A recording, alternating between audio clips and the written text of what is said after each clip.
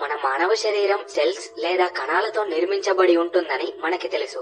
మనం ఎదగాలి అంటే కణాలు చాలా ముఖ్యం. మనం ఎదుగుతున్నామంటే దాని అర్థం ఈ కణాలు ఎదిగి అది రెండుగా డివైడ్ అయ్యి ఇలా కొన్ని నెంబర్ ఆఫ్ సెల్స్ ని ప్రొడ్యూస్ చేయడం. ఒకవేళ ఈ సెల్స్ ఓల్డ్ అయినా లేక ఏమైనా డ్యామేజ్ అయినా కొత్త కణాలు వాటిని రిప్లేస్ చేస్తాయి. మన లైఫ్ లో ఇది ఎప్పుడూ జరిగే ఒక ప్రాసెస్. ఎప్పుడైతే మన బాడీలో క్యాన్సర్ డెవలప్మెంట్ స్టార్ట్ అవుతుందో అప్పుడు ఈ ప్రాసెస్ బ్రేక్ అవుతుంది. ఇంతకీ క్యాన్సర్ అంటే ఏంటి, అది ఎలా స్టార్ట్ అవుతుంది, క్యాన్సర్ ఎన్ని రకాలు, క్యాన్సర్ నుండి ఎలా బయటపడవచ్చు, ఇలాంటి ఎన్నో విషయాలని ఈ వీడియోలో తెలుసుకుందాం. క్యాన్సర్ అంటే ఏంటో ఒక్క మాటలో చెప్పాలంటే మన బాడీలో పెరుగుతున్న కణాలు నార్మల్ గా కాకుండా కంట్రోల్ తప్పి ఇష్టం వచ్చినట్టు ఒకే దగ్గర ఒక గుంపుగా పెరగడాన్నే క్యాన్సర్ అని అంటారు. అంటే ఇది ఒక కణజాల సమూహం అని చెప్పవచ్చు. ఇది మన శరీరంలో ఎలా స్టార్ట్ అవుతుందో ఎలా పెరుగుతుందో ఇప్పుడు తెలుసుకుందాం. మనం ముందుగా చెప్పుకున్నట్లు మనం ఎదగాలి అంటే మన సెల్స్ ఎదుగుతూ డివైడ్ అవుతూ ఓల్డ్ సెల్స్ లేదా డ్యామేజ్ అయిన సెల్స్ ని రిప్లేస్ చేసుకుంటూ ఉండాలి. కానీ ఈ డ్యామేజ్డ్ సెల్స్ కొన్ని కారణాల వల్ల చనిపోకుండా రిప్లేస్ కాకుండా సర్వైవ్ అవుతాయి. అప్పుడు అవసరం లేకున్నా కూడా కొత్త సెల్స్ ఫామ్ అవుతాయి. ఇలా కొత్త సెల్స్ అదుపు తప్పి పెరుగుతూ డివైడ్ అవుతూ ఒక గుంపుగా ఫామ్ అవుతాయి. ఇలా ఫామ్ అయిన ఈ సెల్స్ తో కూడిన గ్రూప్ ని ట్యూమర్ అని అంటారు. ఇలా క్యాన్సర్ మన బాడీలో పెరగడం స్టార్ట్ అవుతుంది. ఈ ట్యూమర్స్ జనరల్ గా రెండు రకాలుగా ఉంటాయి.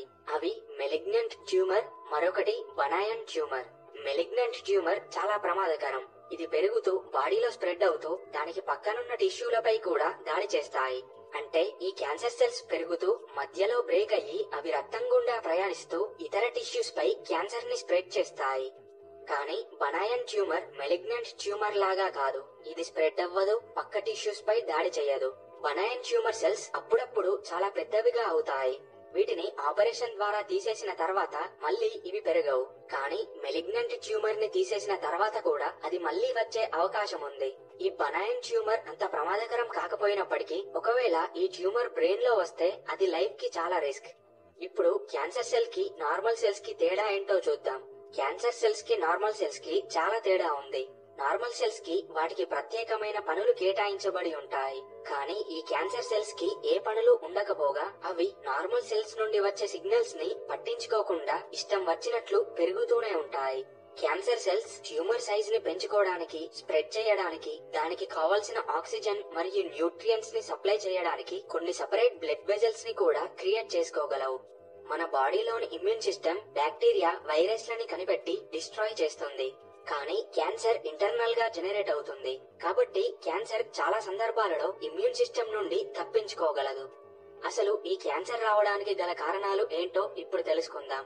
క్యాన్సర్ అనేది ఒక జన్యుపరమైన వ్యాధి. సాధారణంగా మన సెల్స్ ఎలా పెరగాలి, ఎలా పనిచేయాలి, ఎలా డివైడ్ అవ్వాలి అని మన బాడీలోని జీన్స్ డిసైడ్ చేసి కంట్రోల్ చేస్తాయి. ఎప్పుడైతే ఈ జీన్స్ లలో మార్పులు వస్తాయో అప్పుడు జీన్స్ కణాలపై కంట్రోల్ కోల్పోతుంది. ఇక ఈ క్యాన్సర్ ని కలుగజేసే కణాలు ఇష్టం వచ్చినట్లు పెరగడం జరుగుతుంది. ఈ జన్యుపరమైన మార్పులు ఎలా వస్తాయో ఇప్పుడు చూద్దాం. కొన్ని రకాల ఎన్విరాన్మెంట్స్ లలో మన బాడీ ఉండడం వలన మన బాడీ టిష్యూలోని డిఎన్ఏ దెబ్బతింటుంది. మనకి తెలుసు డిఎన్ఏ మన బాడీ అంతటా ఉంటుందని. Blood, skin, organs, muscles, teeth, bone ఇలా అన్నింటిలో డిఎన్ఏ ఉంటుంది. దీని అర్థం ఏంటంటే క్యాన్సర్ మన బాడీలో ఎక్కడైనా రావచ్చు. ఇలా మన బాడీలోని డిఎన్ఏ కొన్ని ఎన్విరాన్మెంట్స్ కి ఎక్స్పోజ్ అయినప్పుడు డిఎన్ఏ డ్యామేజ్ అవుతుంది. ఆ ఎన్విరాన్మెంట్ కండిషన్స్ ఏంటంటే సన్లైట్ నుండి వచ్చే అల్ట్రావైలెట్ రేడియేషన్ లో ఉండడం, ఎయిర్ పొల్యూషన్ లో ఉండడం, స్మోక్ చేయడం, టొబాకో తీసుకోవడం, ఆల్కహాల్ ని అతిగా తాగడం, హెల్తీ ఫుడ్ ని తీసుకోకపోవడం, డైలీ ఎక్సర్సైజ్ చేయకపోవడం, అంటే శరీరానికి ఎక్కువగా పని చెప్పకపోవడం, ఒబేసిటీ రావడం, ఇలా ఈ రీజన్స్ అన్నింటి ద్వారా క్యాన్సర్ వస్తుంది. అదే విధంగా ఏదైనా రేడియేషన్ కి గురి అవ్వడం, ఏదైనా కెమికల్స్ తీసుకోవడం మరియు టాక్సిక్ గ్యాసెస్ లో ఉండడం వలన కూడా క్యాన్సర్ వస్తుంది. క్యాన్సర్ వంశపారపర్యంగా కూడా వచ్చే అవకాశం ఉంది. క్యాన్సర్స్ ఎన్ని రకాలో ఇప్పుడు చూద్దాం. క్యాన్సర్ లో 100కి పైగా క్యాన్సర్ కి సంబంధించిన వ్యాధులున్నాయి. అయితే అందులో ఎక్కువగా వినిపించే పేరు కార్సినోమా క్యాన్సర్. ఎపిథేలియల్ సెల్స్ మన బాడీ అంతటా ఉంటాయి. ఈ ఎపిథేలియల్ సెల్స్ బాడీ యొక్క అవుట్ సైడ్ మరియు ఇన్సైడ్ పార్ట్స్ ని కవర్ చేస్తాయి. అయితే ఈ కార్సినోమా క్యాన్సర్ సెల్స్ ఎపిథేలియల్ సెల్స్ ద్వారా ఏర్పడతాయి.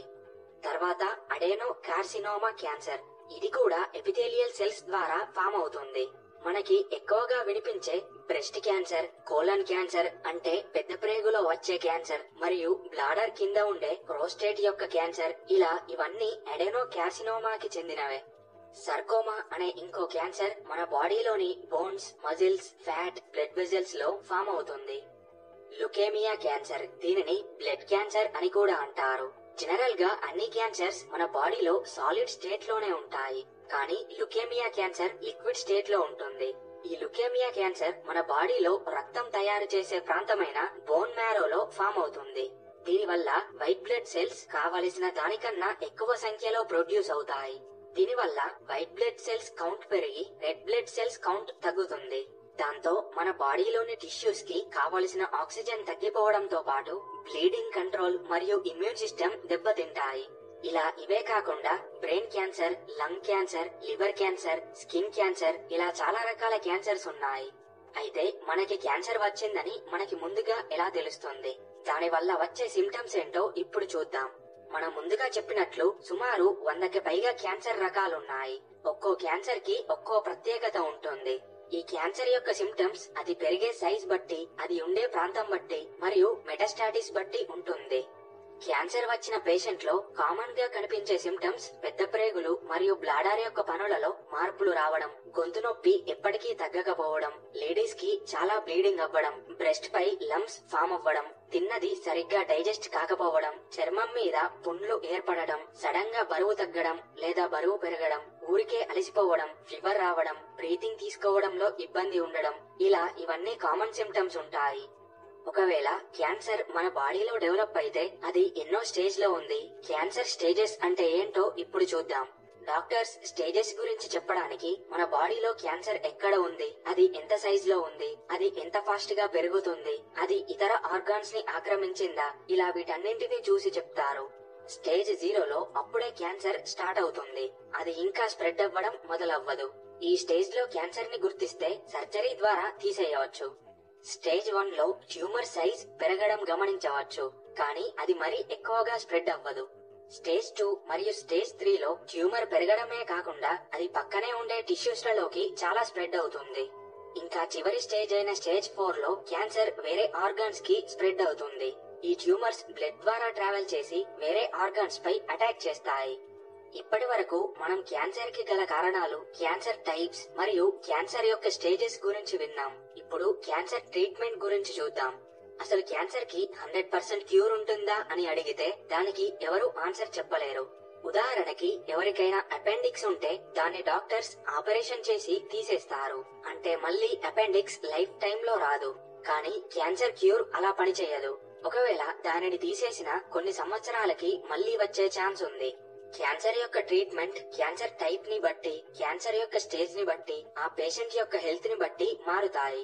ఆ ట్రీట్మెంట్స్ ఏంటంటే surgery, radiation, chemotherapy, targeted biology therapy, stem cells transplant, ఇలా వీటన్నిటి ద్వారా క్యూర్ చేయవచ్చు. ఈ ట్రీట్మెంట్స్ చేసినా కూడా పేషెంట్ లో 100% క్యాన్సర్ పోతుందని, మళ్లీ రాదని చెప్పలేం. అయితే మెడికల్ ఫీల్డ్ లో ఇప్పుడు వస్తున్న అడ్వాన్స్డ్ టెక్నాలజీ వల్ల క్యాన్సర్ క్యూర్ చాలా డెవలప్ అయ్యింది. ఒక హెల్దీ లైఫ్ స్టైల్ ని క్రియేట్ చేసుకుంటే క్యాన్సర్ రాకుండా ప్రివెంట్ చేయగలం. అంటే హెల్దీ ఫుడ్ తీసుకోవడం, హెల్దీ ఏజ్ వెయిట్ ని మెయింటైన్ చేయడం, స్మోకింగ్, టొబాకో మరియు ఆల్కహాల్ వాడడాన్ని తగ్గించడం, ఎక్సర్సైజ్ చేయడం, ఇమ్యూన్ సిస్టమ్ ని పెంచడం ద్వారా క్యాన్సర్ ని ఎంతో కొంత అడ్డుకోగలం. ఓకే ఫ్రెండ్స్, ఇలాంటి మరెన్నో వీడియోస్ కోసం ఛానల్ కి సబ్స్క్రైబ్ అవ్వండి. Thanks for watching. జై హింద్.